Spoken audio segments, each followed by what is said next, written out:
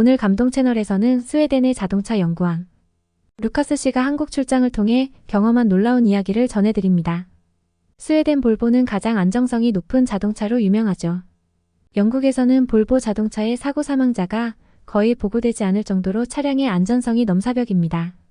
본래 스웨덴의 우수한 자동차 기술에 자신감을 가진 루카스 씨는 아시아 국가들에 대한 편견을 갖고 있었죠. 하지만 한국의 첨단 기술, 깨끗하고 효율적인 공공시설, 그리고 따뜻한 사람들의 마음씨에 점차 마음이 바뀌게 됩니다. 고속도로의 편리함, 열선이 깔린 도로, 그리고 감동적인 인간미까지 루카스 씨의 눈을 통해 본 한국은 어떤 모습일까요? 지금부터 스웨덴에서 자동차 연구원으로 근무하고 있는 루카스 씨가 한국으로 출장을 와서 겪게 되는 사연을 들려드리겠습니다. 안녕하세요. 저는 스웨덴에서 자동차 연구원으로 근무하고 있는 루카스입니다. 저는 자동차를 생산하는 세계 여러 나라를 돌아다니며 그 나라가 가지고 있는 새로운 자동차 기술이라든지 저희가 가지고 있는 자동차 기술들을 서로 협력 보완하는 업무를 맡고 있는 연구원입니다. 지금은 근무 연차가 좀 오래되기도 했고 몇 해 전부터 앓고 있는 아랫배가 차가워서 설사를 자주 하는 병이 있어 출장 업무를 자주 못 가고 있습니다. 그런데 회사에서 이번에 한국으로 출장을 다녀오라는 것입니다. 저는 속으로 자동차 기술 자체는 스웨덴이 세계 제일인데 뭐 아시아의 작은 나라까지 가서 내가 뭘 배워오겠냐. 내가 가진 기술 정보만 주고 올 텐데 라며 투덜투덜댔습니다. 아시아에서는 그래도 일본이 자동차 기술이 제일 좋아서 일본으로 출장은 여러 차례 다녀왔습니다. 그래서 이번에도 일본인 줄 알았더니 한국으로 가라니 영 기분이 내키지 않았습니다. 몇 해 전까지 일본과 중국은 여러 차례 출장을 다녀왔습니다. 갈 때마다 별로 그렇게 신기한 것도 없고 해서 아시아로 출장을 가라는 건 제게 그리 내키는 일은 아니었습니다. 더군다나 아시아 최고 경제대국 일본을 많이 가봐서 알지만 아시아는 제게 그냥 수준 낮은 나라들로만 여겨졌습니다. 그리고 아랫배가 차가워서 설사를 자주 하는 저로선 장거리 출장은 가고 싶지가 않았죠. 화장실을 편하게 갈 수가 없으니깐요. 그래도 어쩌겠습니까? 회사의 지시이니 갈 수밖에요. 대충 짐을 싸고 한국에 가서 여행이나 좀 하고 리프레시나 할 마음으로 비행기를 탔습니다. 비행기를 타고 나서 기내식을 먹고 나니 또 속이 불편했습니다. 화장실을 몇 번 들락날락하느라 제대로 쉬지도 못하고 12시간 반이 걸려 한국에 도착했습니다. 화장실 들락거리느라 쉬지도 못해서 컨디션이 썩 좋지 않았습니다. 인천공항에 도착하자마자 또 배가 슬슬 아파왔습니다. 하지만 화장실 가기가 싫었습니다. 몇 해 전 중국에 갔을 때 화장실이 너무 충격적이어서 한국도 마찬가지일 거라는 생각에 가기가 싫었습니다. 그런데 신호가 너무 세게 와서 어쩔 수 없이 화장실을 찾아갔습니다. 그런데 상상했던 거와는 정반대였습니다. 어떻게 이렇게 깨끗한 화장실이 있을 수가 있지라는 생각이 들 정도로 깨끗했습니다. 너무 깔끔한 화장실에서 시원하게 볼일을 보고 나오니 기분이 상쾌해졌습니다. 공항 라운지 쪽을 내려다보니 웬 로봇 하나가 이리저리 돌아다니는 것이었습니다. 기계에 관심이 많은 저는 얼른 내려가서 로봇을 살펴봤습니다. 알고 보니 길 안내를 해주는 로봇이었습니다. 한국이 이렇게 발전된 국가였나라는 생각이 들었고 로봇에게 제가 가고 싶은 곳으로 안내해달라 했더니 잘 찾아주더군요. 너무 신기했습니다. 때마침 저를 마중 나와 있는 한국의 자동차 회사 직원을 만났습니다. 젊고 예쁘게 생긴 여성이었습니다. 통성명을 하고 여직원이 타고 온 차로 이동을 하였습니다. 이동하는 도중에 제 짐도 대신 들어주고 환하게 웃어주는 얼굴이 매우 친절한 사람 같았습니다. 공항을 빠져나오면서 한국의 도로들을 유심히 봤습니다. 몇 해 전 갔던 일본 도로들보다 훨씬 넓고 정비가 잘 되어 있었습니다. 그런데 인천대교라는 곳을 지나가는데 차에서 무슨 말소리가 나는 것이었습니다. 한국 직원에게 물어보니 통행료가 지불되는 소리라고 했습니다. 스웨덴에서는 고속도로가 무료인데 여기서는 통행료를 낸다니 역시 스웨덴이 선진복지국가답다고 생각했습니다. 그런데 자동으로 통행료가 지불되는 게 신기하긴 했습니다. 밖을 내다보니 차가 바다 한가운데로 달리는 게 특이했습니다. 풍경도 좋을 뿐 아니라 도대체 바다 한가운데에 어떻게 이런 도로를 만들었는지 궁금했습니다. 어쩌면 제가 생각한 한국은 잘못된 생각일 수도 있겠다라는 생각을 하며 목적지로 이동하였습니다. 아산이라는 동네에서 하룻밤을 지낸 후 다음날 공장 견학을 하고 업무를 마친 후 울산에 있는 공장으로 향했습니다. 울산으로 가는 내내 고속도로를 탔는데 정말 도로 연결이 잘 되어 있었습니다. 문득 몇 해 전 중국을 거쳐 일본에 갔을 때가 생각났습니다. 중국은 지투라고 불리는 나라입니다. 그런데 제가 본 중국의 고속도로는 마치 후진국이나 다름없어 보였습니다.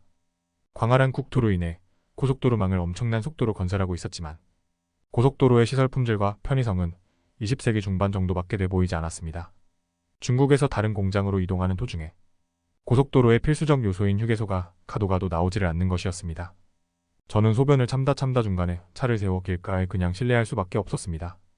군데군데 차들이 서 있는 게 다 똑같은 이유였던 것 같습니다. 그러다가 휴게소가 하나 나왔는데 거의 다 쓰러져가는 폐가 수준의 휴게소였습니다. 저는 들어갈 엄두조차 나지 않았었습니다. 이런 기억을 뒤로하고 중국 일정을 마치고 일본으로 갔었습니다. 일본은 그래도 중국보다야 명백한 선진국이니 모든 것에 기대감을 가지고 갔었습니다. 하지만 일본 또한 저에게 실망감을 주었죠. 충분한 양의 고속도로만 설치했을 뿐 인프라 투자가 거의 되지 않았는지 대부분 노후화되어 있었습니다. 도로를 양호한 상태로 유지하기 위해서는 적절한 관리와 반복적인 대규모 보수나 재건축이 이루어져야 하는데 일본은 이 점들을 간과하여 2030년쯤에는 전체 교량의 절반 이상이 50년 전에 만든 것이 된다고 했습니다. 제가 알기로는 일본은 철저한 안전점검이 세계 제일인 나라인 줄 알았는데 그런 이미지는 제게 온데간데 없었습니다. 더군다나 일본은 고속도로 통행료가 엄청나게 비쌌습니다. 한국 직원에게 물어보니 한국은 그래도 몇천 원 정도의 통행료로 다닌다고 했습니다. 이런 경험들을 한 후 한국에 와보니 한국 고속도로는 정말 편안한 느낌이었습니다. 통행료는 내지만 차를 멈추지 않고도 자동으로 결제가 되고 도로는 정비가 잘 되어 있어 부드럽게 차가 다닐 수 있어 그런 생각이 들었습니다. 울산으로 향하는 도중 저는 또 배가 슬슬 아프기 시작했습니다. 그런데 별로 걱정은 되지 않았습니다. 고속도로 달리는 내내 밖을 보니 대충 30분 정도에 하나씩 휴게소가 있는 것을 봤기 때문입니다. 그래서 한국 직원에게 화장실 좀 가게 해달라고 부탁을 했습니다. 5분만 기다리면 된다고 하였습니다. 5분 뒤 휴게소가 나왔고 바로 들어갔습니다. 저는 휴게소를 보자마자 감탄했습니다. 마치 쇼핑몰 같은 모습이었습니다. 일단 볼 일이 급하니 화장실로 향했습니다. 금요일이라 그런지 차들이 많았습니다. 화장실에 들어가니 화장실 칸칸마다 빨간 불빛이 들어와 있는 것이었습니다. 한국 직원이 말하길 초록 불빛이 나오면 비어있는 거고 빨간 불빛은 사용 중이라고 하였습니다. 일일이 똑똑 두드리지 않아도 되니 편리해 보였습니다. 그리고 스웨덴에서는 고속도로 휴게소 화장실이 유료인데 한국은 휴지조차 안 가지고 가도 되는 무료였습니다. 스웨덴이 선진복지국가라고 자부했던 게 무너지는 느낌이었습니다. 화장실이 다 사용 중인지 빨간 불빛이 다 들어와 있습니다. 그런데 어떤 한국분이 들어오더니 화장실이 다 차 있는 것을 확인한 후 바닥에 초록색이 그려진 곳에 핸드폰을 보며 서 있는 것이었습니다. 잠시 후 화장실로 들어오는 사람들이 이상하게도 전부 그 사람 뒤로 줄을 서는 것입니다. 저는 왜 사람들이 줄을 서냐고 물었습니다. 그랬더니 화장실이 꽉 차 있으면 저기에 줄을 서는 게 암묵적인 약속이라고 했습니다. 누가 지키고 서 있으면서 제재하는 것도 아닌데. 한국 사람들은 질서를 알아서 지키는 선진국민들인 것 같았습니다. 저도 그 줄에 끼어서 기다렸다가 볼일을 보고 나왔습니다. 볼일을 보고 나오니 배가 출출했습니다. 한국 직원에게 간단하게 요기를 하고 가자고 했습니다.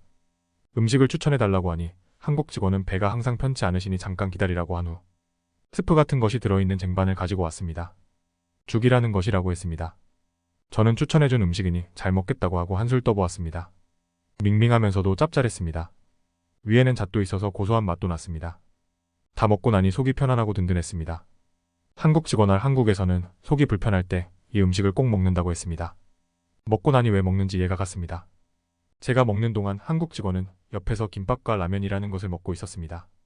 저는 죽을 먹는 내내 김밥의 고소한 냄새와 그 안에 들어있는 야채들, 그리고 라면 안에 들어있는 콩나물을 보며 너무나 먹고 싶었습니다. 스웨덴에서 병원에 갔을 때 야채를 많이 먹으라고 했었습니다. 그런데 김밥과 콩나물이 들어있는 라면을 보니 건강에도 괜찮겠다라는 생각이 들었고 그 냄새들이 제 코를 자극했습니다. 속이 좀 편안해지면 한국을 떠나기 전에 꼭 먹어봐야겠다고 생각했습니다. 저는 한국에 있는 이틀의 시간 만에 한국을 무시했던 마음은 온데간데 없고 모든 시설물과 한국 사람들의 국민의식을 보며 찬양하는 마음을 갖게 되었습니다. 정말 대단한 나라라고 생각이 들었습니다.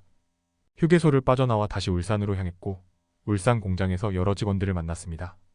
저는 이미 한국의 기술력에 감탄하고 있었고 한국 사람들에 대해 존경하는 마음을 갖게 되어 울산 직원분들을 만났을 때 조금 더 적극적으로 궁금한 것을 질문했습니다. 처음에 그냥 놀다 가야지 했던 마음은 이미 사라지고 한 가지라도 더 배워가야겠다는 생각으로 바뀌었습니다. 한국 자동차 연구원들은 하나같이 제게 매우 친절했습니다. 제가 알고 있는 것은 최대한 많이 알려드리고 제가 알고 싶은 것은 어떻게든 알아내려 노력했습니다. 얘기를 나누다 보니 스웨덴이 무조건 독보적으로 세계 최고의 안정성 자동차 기술을 가지고 있는지 알았는데 한국 안정성 자동차 기술도 많이 좋아진 것 같았습니다. 한국 차량들의 실내를 연구해보니 정말 편의성 하나만큼은 스웨덴 차들이 못 따라올 정도라고 생각 들었습니다.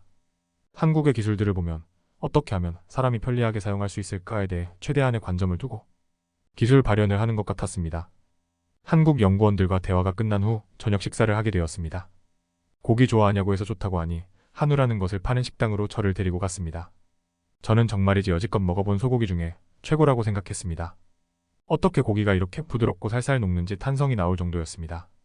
너무 맛있어서 무리하게 먹었습니다. 한국 연구원들과 어느 정도 친해져서 사담도 나누었습니다. 그때 제가 한 연구원한테 저는 아랫배가 차서 화장실을 자주 다니는 병이 있다고 했습니다. 그랬더니 그 연구원은 자기 언니가 의사라고 하면서 내일 시간 내서 같이 병원에 가자고 하였습니다. 저는 스웨덴에서도 못 고친 걸 어떻게 고치겠냐 생각했지만 그 연구원의 너무나 적극적인 친절함에 알겠다고 가자고 했습니다. 그 다음 날 저는 일정을 어느 정도 마무리 후 그 연구원을 따라 병원으로 갔습니다. 그런데 병원이 좀 이상했습니다. 병원 들어가는 입구부터 어떤 냄새도 나는 것 같고 하여튼 병원이 맞나 싶었습니다. 알고 보니 그 병원은 한의원이라는 곳이었습니다. 연구원을 따라 들어가서 한의사분을 만났고 제가 어떻게 아픈지 설명도 하였습니다. 그리고는 커튼이 쳐져 있는 곳으로 저를 데려가더니 상의를 올리라는 것이었습니다. 그리고는 아랫배에 연기가 나는 뜨거운 거를 올려놓는 것입니다. 뜸이라는 것이었습니다. 처음에는 뜨거워서 못 참겠더니 시간이 지날수록 배가 편안해지게 느껴졌습니다. 침도 맞고 뜸도 뜨고 나니 한결 속이 좋은 것 같았습니다. 처음 받아보는 치료라 신기했습니다. 의사 선생님은 한 번 받아서는 낫지 않으니 일단 최대한 편안하게만 해준다고 하셨습니다. 지나고 나서 느낀 건데 치료받은 이후로 한국에 있는 동안은 화장실을 거의 가지 않았습니다. 화장실에 가도 설사를 하지는 않았습니다. 스웨덴에 돌아가면 한국인들이 많이 사는 곳에 가서 한의원이 있는지 찾아봐야겠다고 생각했습니다. 울산 직원들의 환대를 받고 마지막으로 울산 공장에서 개발한 차량을 타고 서울 본사로 가게 되었습니다. 저는 국제 면허증이 있어서 제가 직접 테스트 주행을 하기로 하였습니다. 같이 온 한국 직원이 옆에 동승을 하고 서울로 향하였습니다. 고속도로를 타서 한참 달리는데 한국 직원이 켜놓은 핸드폰. 내비게이션에서 빨간 불 같은 게 반짝반짝이면서 뭔가 경고를 하는 느낌이었습니다. 한국 직원에게 핸드폰이 이상하다고 하니 그건 과속 단속 카메라가 있다는 경고라고 하였습니다. 속도를 맞춰서 가라는 것이었습니다. 신기한 기능이었습니다. 핸드폰 내비게이션은 외국인에 맞는 언어로 바꿀 수도 있다고 했습니다. 한국 기술자들은 참 뭐든지 경우의 수를 다 가지고 개발을 하는 것 같습니다. 저는 어젯밤에 스웨덴으로 보낼 리포트를 쓰느라 늦은 밤까지 일을 했습니다. 그래서 그런지 졸음이 몰려오기 시작했습니다. 테스트 주행이니 옆에 직원에게 운전대를 맡길 수도 없었습니다. 한참을 달리는데 제가 졸고 있는 것 같았습니다. 그 순간 차 밑에서 드르륵 드르륵 거리는 소리가 나서 깜짝 놀라서 정신을 차렸습니다. 소리가 너무 커서 잠이 확 달아났습니다. 한국 직원에게 방금 내가 뭘 잘못했는지 물어보니 한국 직원은 이건 럼블 스트립이라는 장치라고 했습니다. 졸음 운전을 하는 사람들을 위해서 맨 오른쪽 차선을 이탈하면 파놓은 홈에 바퀴가 닿으면서 나는 소리라고 합니다. 어떻게 이런 생각까지 해서 도로에 홈을 파놓았는지 아이디어가 너무 좋았습니다. 이건 스웨덴에 가서 한번 연구해봐야겠다고 생각했습니다. 졸음이 확 달아나는 것을 보니 효과가 확실한 것 같습니다. 그 뒤로 정신이 들어 서울까지는 무사히 도착하였습니다. 겨울이라 히터도 켜고 늦은 밤 시간이고 또 눈도 많이 오고 해서 졸렸던 것 같습니다. 오랜만에 흰눈을 보니 기분은 좋았습니다. 밤늦은 시간에 서울에 도착하게 되었습니다. 눈이 생각보다 많이 내려 조심스럽게 운전을 하였습니다. 서울은 차가 많아 많이 막힌다고 했는데 12시가 넘은 시간이라 차가 많지는 않았습니다. 차도 없고 사람도 없는 한긋진 동네를 지나가는데 조그마한 교차로에서 차 한 대가 신호에 맞춰서 있는 것입니다. 제 생각에는 차도 없고 사람도 없는데 충분히 지나가도 되지 않나 생각했습니다. 그런데 한국 차들은 복잡하지도 않은 도로에서 하나같이 다들 신호를 잘 지키는 게 신기했습니다. 한국은 기술이 선진국이 아니라 국민이 선진국인 나라 같습니다. 눈이 많이 와 조심스레 가고 있는데 언덕이 나왔습니다. 그런데 말도 안 되게도 그 언덕에는 눈이 하나도 없는 것이었습니다. 그래서 눈이 그쳐서 그런가 하고 주위를 둘러보니 인도 위에는 눈이 소복히 쌓여 있었습니다. 어떻게 된 일인지 너무 궁금했습니다. 그래서 한국 직원에게 물어보니 서울에서는 언덕이나 미끄러울 만한 곳은 도로에 열선이 깔려 있다는 것이었습니다. 이게 말이 되나 싶었습니다. 어떻게 아스팔트 도로에 열선을 깔 수가 있지 정말 말도 안 되는 기술이었습니다. 제가 보기에는 기술혁명이었습니다. 저는 이거는 정말 스웨덴에 빨리 가서 연구해야겠다고 생각했습니다. 스웨덴에서는 눈이 오면 꼼짝도 못하고 제설 작업이 끝나야지만 움직일 수 있었습니다. 그러니 저는 말이 안 된다고 생각했습니다. 그 한국 직원은 뭐 이런 걸로 놀라냐는 식이었습니다. 스웨덴에는 이런 열선이 없냐고 물어보는 것입니다. 저는 스웨덴은 한국에 비하면 그저 후진국이구나라고 생각만 들 뿐이었습니다. 나중에 알아보니 한국의 모회사에서 25톤 이상의 무게와 250도씨의 열을 견딜 수 있는 열선을 만들어 납품했다고 합니다. 다시 한국에 가면 그 회사를 꼭 찾아가 봐야겠습니다. 한국에서의 모든 일정이 마무리되었습니다. 약 15일 정도의 시간 동안 저를 옆에서 도와준 한국인 직원은 진심을 다해 저를 보살펴 주었습니다. 중국이나 일본에서 저는 그들에게 그저 낯선 이방인일 뿐인 대접을 받았지만 한국에서 만난 모든 사람들은 저에게 손님 이상의 대접을 해주었습니다. 저를 도와준 통역사 한국 직원분에게 저는 넘치는 호의와 친절을 받았는데요. 일본이나 중국 출장 때는 저를 도와주는 분들이 시간 외에는 절대 저에게 어떤 호의도 베풀어주지 않았는데요. 한국인 직원분은 식사 때마다 맛집을 찾아다니며 제게 맛있는 음식을 먹게 해주었고, 가는 동네마다 역사적인 곳을 데리고 다니며 한국의 역사에 대해서 설명도 해주었습니다. 저는 한국에서 직접 경험한 한국의 기술과 한국인들의 따뜻한 마음씨를 항상 간직하며 나도 한국인들처럼 따뜻한 마음으로 세상을 살아가야겠다고 다짐했습니다. 처음에 불만투성이로 한국을 왔던 걸 후회했습니다. 한국을 안 와봤으면 저는 제자리 걸음하는 인생을 살았을 것 같습니다. 이제 저는 한국에서 보고 들은 것을 스웨덴에 맞게 적용하는 일을 해야 할 것 같습니다. 다시 한번 한국인들처럼 열심히 살아봐야겠습니다. 제 얘기 끝까지 들어주셔서 감사합니다.